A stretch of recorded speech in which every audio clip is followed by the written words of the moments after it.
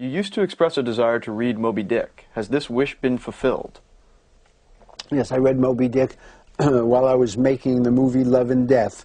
I filmed in Budapest, and when I came back from work each night, there was absolutely nothing to do in Budapest. At the time when I was there, it was a drab city. The Russian army occupied it. So I would come back to my hotel and read Moby Dick, and I finished it, started and finished it while I was shooting Love and Death in Budapest, and liked it very, very much. But I never would have thought I would have loved anything at all that remotely revolved around whaling. This is from Rohit Sang in New York City. Mm-hmm. I understand that you are more of a musician than a singer, but when you are in the shower or in the car alone or doing karaoke, what one song do you like to just belt out? I can sing in the shower, and my repertoire is limitless.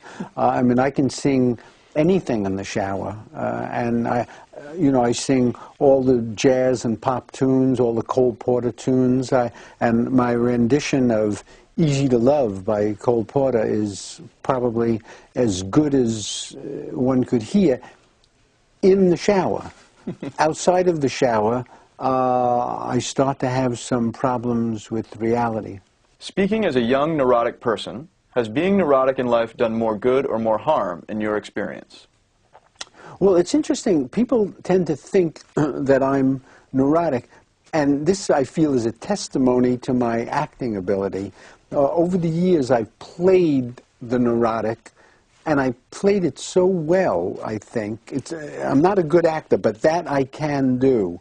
And I played that one little thing that I can do well, that is a neurotic character, so effectively that people tend to think I'm neurotic in my life, when in fact, the truth of the matter is, if you looked at my entire life, you would find that I'm not really very neurotic. I'm very structured, normal. I have a wife now of 10 years. I have 2 kids that I'm devoted to. I have been very productive my whole life. I don't sit around brooding and contemplating suicide or getting high or dissipating myself. I've been a very disciplined worker. I have my jazz orchestra that requires practice and discipline, and I play with. I have my writing. And I've been able to do all these things on an ongoing basis for years, and a neurotic personality would have trouble with that. So I think that I'm not neurotic, that I'm very middle class, blue collar, beer drinking, television, T-shirt jerk at home, not someone who's ensconced in Kierkegaard or Spinoza, but my image is quite different because of what I've played. Do you agree with Picasso's quote, "Good artists copy, but great artists steal"? And if so, who have you stolen from?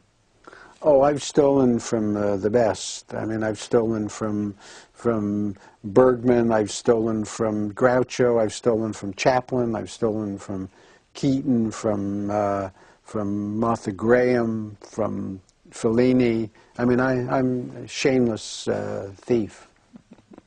At what point did you begin to note that the character you played in some of your films had become a pop culture phenomena, i.e. that's such Woody Allen dialogue? And does that flatter you, or do you find it annoying? No, I've never found it as the problem. If you found it, you found something that I've never found.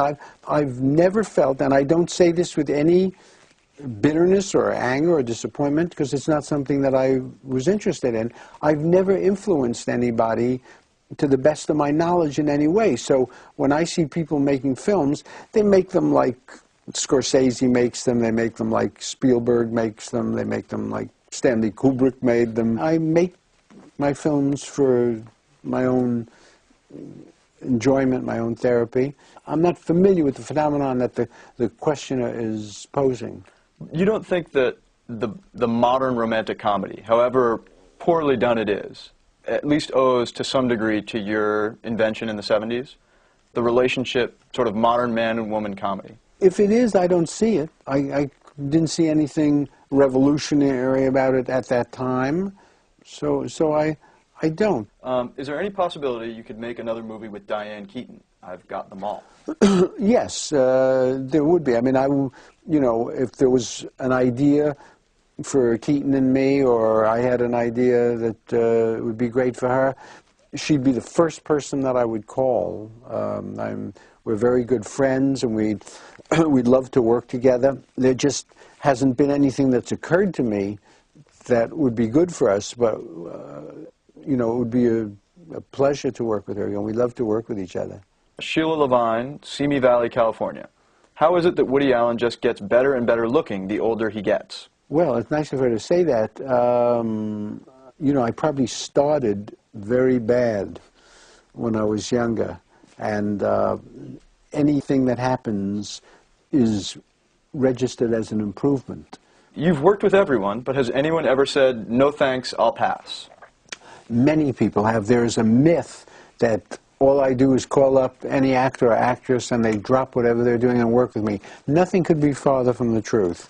I don't like to name names here, but there have been actors and actresses that have passed because the money was not enough, passed because they didn't like the script that I sent them. So yes, I have been turned down any number of times. Now, I've had a good many acceptances, but it has certainly not been a perfect record by any means. I never, ever hold that against anyone. It would never occur to me to. I offered Sean Penn 3 movies before he did Sweet and Low Down.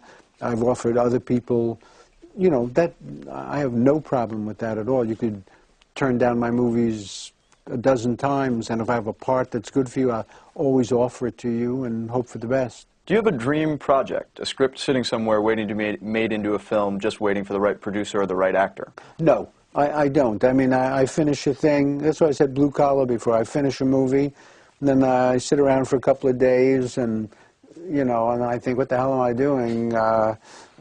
You know, it's boring. And I start working on something else, and I try and come up with a new idea. What are those couple of days when you're finished a project actually like? I'm trying to figure out what it is I'm supposed to be doing to enjoy myself and unwind having finished a project.